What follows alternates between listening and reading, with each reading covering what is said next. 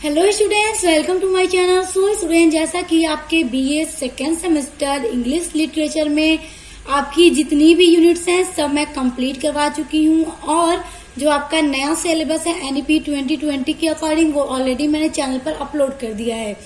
So students, आप लोग अपने सिलेबस अगर नहीं देखे तो सिलेबस देख लीजिएगा कि आपको कौन कौन से टॉपिक पढ़ने हैं और यूनिट्स की मैंने एक प्लेलिस्ट बना दी है, आप वहां से चेक कर लीजिएगा। BA second semester English literature के नाम से आपको प्लेलिस्ट मिल जाएगी, जिसमें आपको अपने बीए के इंग्लिश लिटरेचर के हर एक यूनिट्स, इम्पोर्टेंट क्वेश्चन की वीडियो सब कुछ पढ़ने के लिए मिल जाएगा। और स्टूडेंट्स देखिए, जैसा कि आपके सिलेबस में जितनी भी सनेट है, पोएम है, सब मैं कंप्लीट करा चुकी हूँ और मैं आपके सनेट्स की लगातार जो एक्सप्लेनेशन है, रेफरेंस कॉन्टेक्ट एक्सप्लेनेशन, वो भी मैं अपलोड कर रही हूँ, क्योंकि आपके एग्जाम में एक्सप्लेनेशन करने के लिए जरूर आता है। ऐसा कोई भी पेपर नहीं है जिसमें एक्सप्लेनेशन न पूछा जाए, तो इसलिए मैं आपके सभी पोएम्स की एक्सप्लेनेशन की वीडियोस भी अपलोड कर रही हूँ। मैंने कई पोएम्स की कर भी ली है, उनके लिए आप प्लेलिस्ट को चेक कर लीजिएगा। और स्टूडेंट्स देखिए, जो आज के वीडियो का टॉपिक है वो है the world is too much with us bye William Wordsworth. देखिए, ये जो सनेट है the world is too much with अस, ये विलियम वर्ड्सवर्थ की एक सनेट है जो कि सबसे पहली बार 1807 ईस्वी में पब्लिश्ड हुई थी। सो स्टूडेंट्स देखिए, आपके पोएम का जो पहला स्टेंजा है वो है the world is too much with us late and soon that that dash a sordid बून।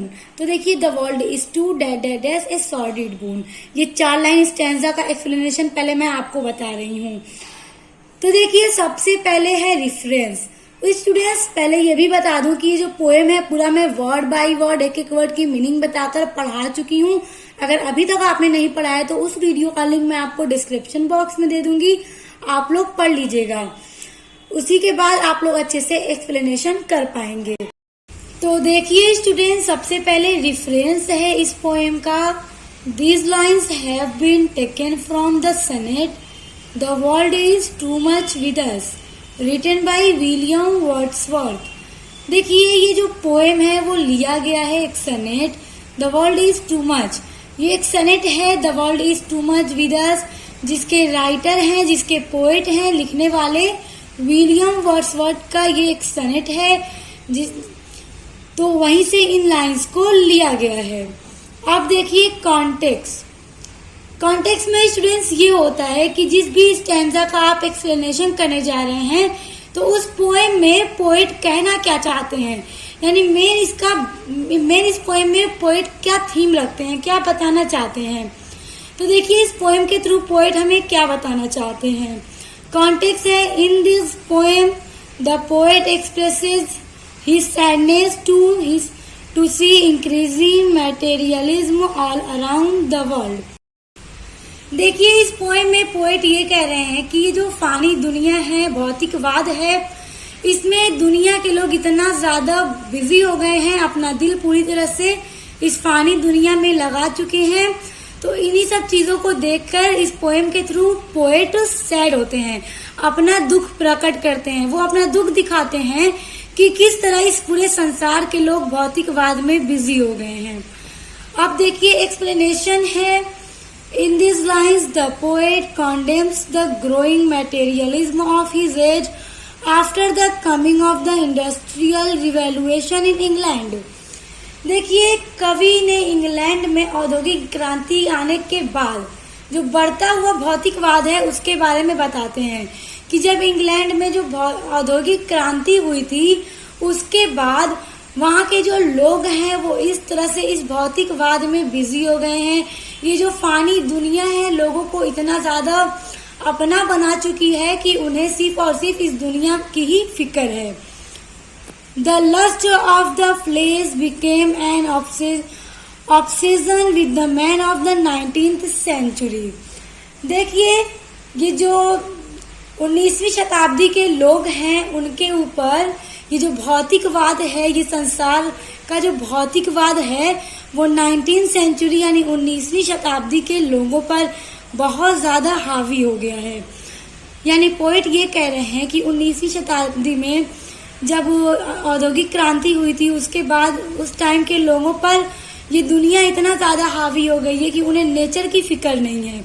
वो बस दुनिया में ही बिजी हैं, दुनिया के कामों में बिजी हैं, दुनिया को अपना बनाने में बिजी हैं। तो इसी सब बातों पे पोएट विलियम वर्ड्सवर्थ बहुत ज़्यादा दुख प्रकट करते हैं, उदास होते हैं। He was too much in the grip of gross materialism। देखिए अब पोएट कहते हैं कि he was यहाँ पे पोएट उनको कह रहे हैं कि जो उनके टाइम के लोग हैं वो दुनिया में इतना ज़्यादा बिजी हो गए हैं कि जो ग्रिप ऑफ ग्रॉस मटेरियलिज्म यानी कि जो घटिया भौतिकवाद है, इसमें आज के टाइम के लोग कुछ ज़्यादा ही पकड़ में आ गए हैं। यानी जो घटिया भौतिकवाद है आज के लोगों को कुछ ज़्यादा ही अपना बना लिया है, लोगों को नेचर की फिक्र नहीं है। He was busy at all times with the transactions of money। अब पोएट कहते हैं कि ये सभी लोग बहुत ज़्यादा बिजी हैं, हर टाइम लोग बिजी हैं विद द ट्रांजेक्शन, सिर्फ और सिर्फ सौदे करने में। ट्रांजेक्शन यानी सौदा करना, व्यापार करना, ऑफ मनी यानी पैसों का व्यापार करना, सौदा करने में आज के टाइम के लोग इतना ज़्यादा बिजी हैं कि उन्हें नेचर की फिक्र नहीं है, उन्हें बस अपने आप की फिक्र है, इस दुनिया को अपना बनाने की फिक्र है, ज़्यादा से ज़्यादा शो ऑफ करने की फिक्र है। हर कोई खुद को बड़ा दिखाने में बिजी है। Every time they think of it, हर समय दे थिंक वे सोचते हैं इसके बारे में। किस चीज़ के बारे में? जो कवि के टाइम के लोग थे वो कुछ ज़्यादा ही सोचते हैं सिर्फ और सिर्फ पैसे कमाने और उसे खर्च करने के बारे में। देखिए आगे पोइट कह रहे हैं, earning and spending it has been their sole aim, यानी कि कमाना, अर्न करना एंड स्पेंडिंग और खर्च करना, it has been their sole aim, उनका सबसे बड़ा क्या है? सोल एम, यानी उनका यही एम बन गया है, लक्ष्य बन गया है कि वो सिर्फ और सिर्फ कमाएंगे और उसे खर्च करेंगे। उन्हें नेचर की फिक्र नहीं है, सिर्फ और सिर्फ इस दुनिया को अपना बनाने की, कमाने की, खर्च करने की और लोगों के साथ दिखावा करने की, लोगों को शो ऑफ करने की उन्हें फिक्र है।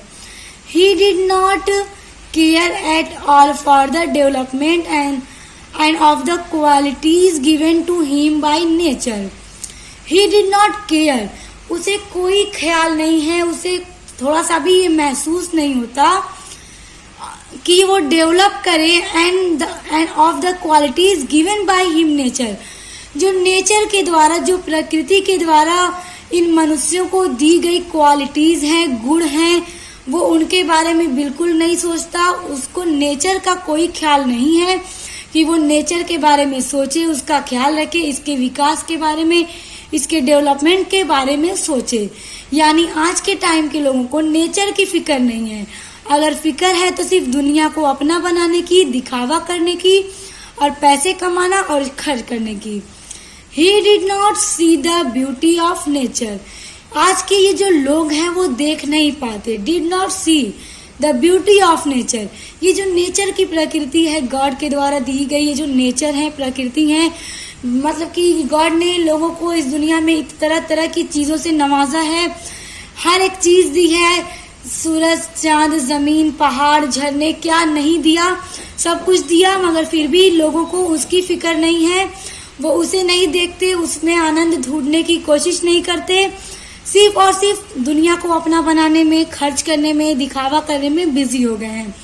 तो पोएट इन्हीं सब बातों को अपने इस पोएम के थ्रू बताकर बहुत ज़्यादा सैड होते हैं, उदास होते हैं और अफसोस करते हैं आज के टाइम के लोगों पर। He became heartless and insensitive to everything that was noble, calm and beautiful।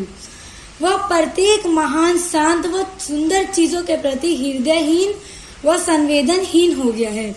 यानी नेचर के द्वारा दी गई जो ये सारी खूबसूरत चीजें हैं वो उनके लिए हार्टलेस और इनसेंसिटिव यानी कि संवेदनहीन हो गया है, उसे इन सब चीजों के बारे में फिक्र नहीं है। तो स्टूडेंट देखिए इस पोएम के थ्रू, इस स्टैंजा के थ्रू पोएट हमें यही बताने की कोशिश कर रहे हैं कि कैसे उनके टाइम के लोग, 19वीं सेंचुरी के लोग सिर्फ और सिर्फ कमाने, खर्च करने, ट्रांजैक्शन करने, दुनिया को अपना बनाने में बिजी हो गए हैं। तो कवि इस भौतिकवाद को देखकर काफ़ी ज़्यादा दुख प्रकट करते हैं और अपने पोएम के थ्रू हमें यही दुख बताते हैं। तो आई होप आपको समझ में आ गया होगा। अब देखिए दूसरा स्टैंजा है आपका। अब देखिए स्टूडेंट्स, जो आपका दूसरा स्टैंजा है वो है DC dash dash dash वेडेड horn. अब देखिए जो पहला स्टैंजा बताया उसमें आपके 4 लाइन का बताया। अब ये जो दूसरा वाला है कि आपके पूरे पोएम का है, इसमें आपकी पूरी पोएम का एक्सप्लेनेशन मैं आपको बताऊंगी। उसके बाद ये आपका कंप्लीट हो जाएगा और ये बहुत इंपॉर्टेंट स्टैंजा है, आपका एग्जाम में ये जरूर आता है, इसलिए इसको बहुत अच्छे से समझिएगा। देखिए जो आपका रेफरेंस और कॉन्टेक्स्ट है स्टूडेंट्स, वो आपके दोनों एक्सप्लेनेशन में सेम होगा, आपका रेफरेंस भी और कॉन्टेक्स्ट भी। अब देखिए एक्सप्लेनेशन इसका। इन this lines the poet describe the increase in materialism and say that the man of the 19th century was so occupied with the transaction of money getting and spending that। अब देखिए इन पंक्तियों में, इन lines में कवि इस बढ़ते हुए जो भौतिकवाद है, मेटेरियलिज्म यानी जो भौतिकवाद है, इंक्रीजिंग यानी बढ़ता हुआ ये जो भौतिकवाद है, इसके बारे में कवि अपने इस पोएम में, इस लाइन्स में बताने की कोशिश करते हैं। वो कहते हैं कि ये जो भौतिकवाद है 19वीं शताब्दी का व्यक्ति धन के लेन देन में, यानी कि ये जो मनी का ट्रांजैक्शन है, उसका लेन देन है, उसमें इतना ज्यादा बिजी हो गया है कि उसके पास मतलब प्रकृति को देखने के लिए समय नहीं है, वो सिर्फ कमाने और खर्च करने में लगा है। अब देखिए आगे, spending that he had no time to stand and stare at the beauties of nature. Students देखिए मैंने अभी आपको बताया कि पोएट कह रहे हैं कि ये 19th सेंचुरी यानी 19वीं शताब्दी के जो लोग हैं भौतिकवाद में इतना व्यस्त हैं, दुनिया को अपना बनाने में इतना व्यस्त हैं कि वो सिर्फ और सिर्फ पैसे का ट्रांजैक्शन करने में इतना बिजी हैं, उनके पास सिर्फ कमाने खर्च करने के लिए टाइम है। उनके पास ये जो प्रकृति के द्वारा दी गई सारी चीजें हैं, नेचर की जो देन है मनुष्यों के लिए, उसको खड़े होकर देखना, उसको निहारना और उसमें आनंद ढूंढने के लिए उनके पास कोई टाइम नहीं है।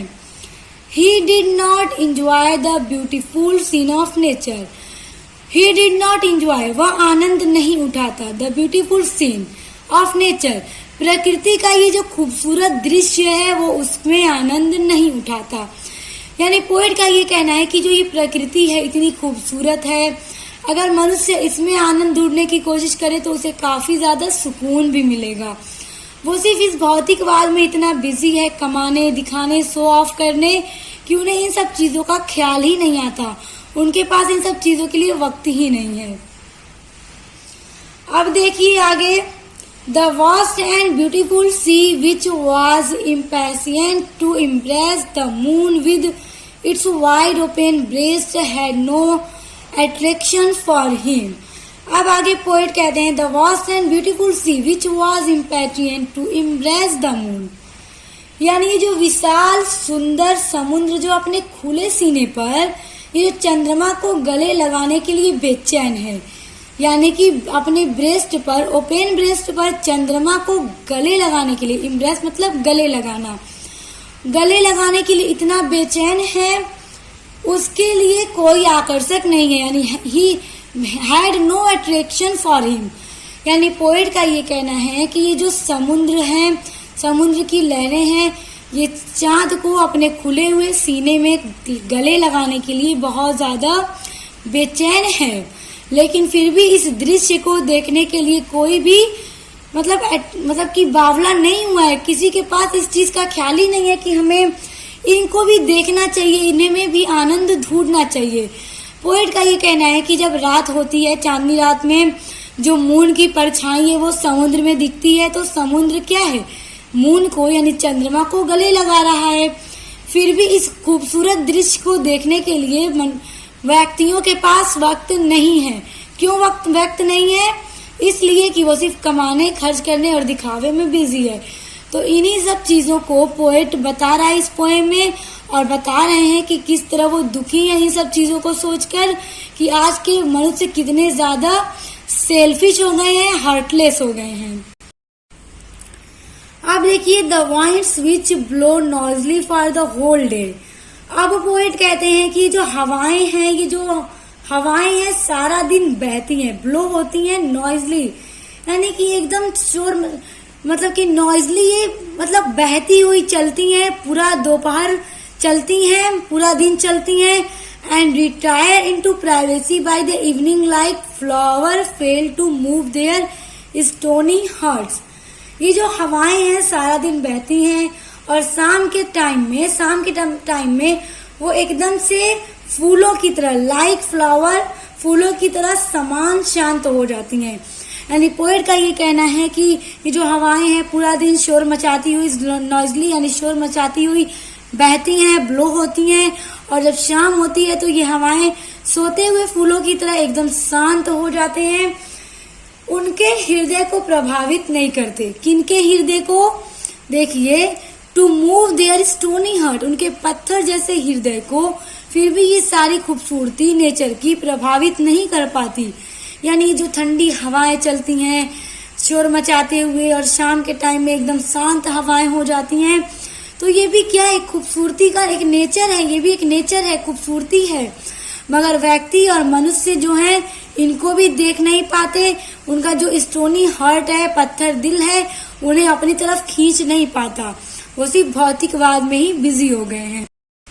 दे were completely cut off from nature. और ये जो 19वीं शताब्दी के लोग हैं, पोएट उनको कहते हैं कि वो completely cut off from nature, यानी वो नेचर से पूरी तरह से अलग हो गए हैं, दूर हो चुके हैं। उन्हें नेचर के प्रति कोई लगाव नहीं है, वो नेचर में आनंद नहीं ढूंढते, प्रकृति में आनंद नहीं ढूंढते, सिर्फ और सिर्फ इस पानी दुनिया में बिजी हो गए हैं। तो पोएट इसी पर बहुत ज्यादा दुख प्रकट करते हैं। अब आगे पोएट कहते हैं कि इन सब चीजों को देखते हुए पोएट फिर दूसरी बात की तरफ आगे बढ़ते हैं और कहते हैं, the poet says that it would have been for better if he were even a pagan. तो अब देखिए, पोएट कहते हैं कि हे भगवान, ये कैसे बुरे लोग हैं आज के, इससे अच्छा कि even a pagan away from this Christianity, यानी मैं क्रिश्चियन ना होकर, मैं ईसाई ना होकर मैं एक पैगन होता। पैगन वो होते हैं स्टूडेंट्स, देखिए, जो बहुदेववादी होते हैं, यानी बहुत तरह के देवी देवताओं को पूजते हैं। जैसे जो पैगन होते हैं वो हर तरह के देवी देवताओं को पूजते हैं, सूर्य, चंद्रमा, वृक्ष, वायु सभी को पूजते हैं। तो पोएट कहते हैं कि इससे अच्छा मैं एक पैगन होता, मैं ईसाई ना होकर एक पैगन होता, क्योंकि आज के टाइम के जो ईसाई हैं वो सिर्फ भौतिकवाद में बिजी हो गए हैं। पोएट यही बताते हैं, by being a pagan he sitting on this meadow might see several gods and goddesses in nature, thereby feeling less lonely. अब पोएट कहते हैं कि पैगन होने पर, यानी अगर वो एक पैगन होते तो चरगाह के इस स्थल पर खड़ा होकर न जाने कितने देवी देवताओं को निहारता, यानी मैं उन देवी देवताओं को निहारता, इस मैदान में, इस चरागाह में, इस जमीन पर खड़ा होकर सभी देवी देवताओं को निहारता। अब आगे देखिए, पोएट कहते हैं, then he might also see god Proteus coming out of the sea and hear old Triton pacifying the troubled waves by blowing his conch. अब देखिए, आगे पोएट कहते हैं, तब मुझे अपना अकेलापन भी नहीं खलता, यानी कि मैं खड़ा होकर देवी देवताओं को निहारता तो मुझे अपना ये अकेलापन कि मैं इतना अकेला हूँ मुझे नहीं खलता, क्योंकि मैं देवती देवताओं को पूजता। अब आगे पोएट कहते हैं, तब मैं समुद्र के देवता जो प्रोटियस हैं, समुद्र से निकलते हुए उनको मैं देखता, यानी जो प्रोटियस हैं वो समुद्र के देवता हैं। तो जब वो खड़े होते देवी देवताओं को निहारते, तो उस टाइम वो क्या करते, जब समुद्र की तरफ देखते तो समुद्र के जो देवता प्रोटियस हैं वो उनको भी देखते, तथा बूढ़े ट्राइटन जो अपने टेढ़े मेढ़े शंख द्वारा शोर मचाती हुई समुद्र की जो लहरें हैं उनको शांत कराते सुनता। अब देखिए, जो ट्राइटन है वो बूढ़े देवता हैं जो अपने टेढ़े मेढ़े शंख के द्वारा क्या करते हैं, ये जो शोर मचाती हुई समुद्र की लहरें उनको शांत कराते। किसके द्वारा? अपने टेढ़े मेढ़े शंख के द्वारा वो शोर मचाती हुई इन समुद्र की लहरों को शांत कराते तो मैं उन्हें भी देखता। तो देखिए पोएट के कहने का ये मतलब है इस पोएम में कि किस तरह से 19वीं शताब्दी के लोग भौतिकवाद में बिजी हो गए हैं और पोएट उनके बारे में बताते हैं कि वो किस तरह नेचर से, प्रकृति से दूर हो गए हैं और वो किस तरह इस दुख को बताते हैं अपने इस सनेट के थ्रू। उसके बाद फिर आगे पोएट कहते हैं कि इससे अच्छा मैं क्रिश्चियन ना होके पैगन होता, मैं देवी देवताओं को निहारता, प्रोटियस को देखता, ट्राइटन को देखता। तो वो इन सब चीजों को देखकर खुद को अकेला महसूस नहीं करते, उन्हें काफी सुकून मिलता। तो उनके यही कहने का मतलब है कि आज के टाइम के जो लोग हैं, 19वीं शताब्दी के जो लोग हैं, वो इन सब चीजों को देख ही नहीं पाते, वो इतना बिजी हो गए हैं भौतिकवाद में। तो स्टूडेंट इस पोएम के थ्रू पोएट हमें बस यही बताने की कोशिश करते हैं कि लोग इस फानी दुनिया में व्यस्त हो गए हैं, उन्हें देवी देवताओं का ख्याल नहीं है, उन्हें प्रकृति की फिक्र नहीं है, सिर्फ और सिर्फ अपने पैसे कमाने, उसे खर्च करने, दिखावा करने, शो ऑफ करने में बिजी हैं। तो उम्मीद करती हूँ आपको ये पूरा एक्सप्लेनेशन बहुत अच्छे से समझ में आ गया होगा। स्टूडेंट्स देखिए आपके पोएम का, आपके सिलेबस की हर एक पोएम जो है उसका एक्सप्लेनेशन आपके लिए बहुत इंपॉर्टेंट है और मैं लगातार आपके सभी एक्सप्लेनेशन को कंप्लीट करवा रही हूँ। तो उसके लिए आप चैनल की प्लेलिस्ट को चेक कर लीजिएगा और चैनल पर विजिट जरूर कीजिएगा अपने सभी सब्जेक्ट की वीडियोस के लिए, यूनिट्स के लिए, सिलेबस के लिए। इससे क्या होगा कि आप अपने एग्जाम की तैयारी मेरे चैनल से बहुत अच्छी कर लेंगे और एग्जाम में आपको काफी अच्छे मार्क्स भी मिलेंगे। और ये आप लोग नोट डाउन कर लीजिएगा क्योंकि काफी इंपॉर्टेंट है, आपके एग्जाम में आ भी सकता है। तो हम मिलते हैं नेक्स्ट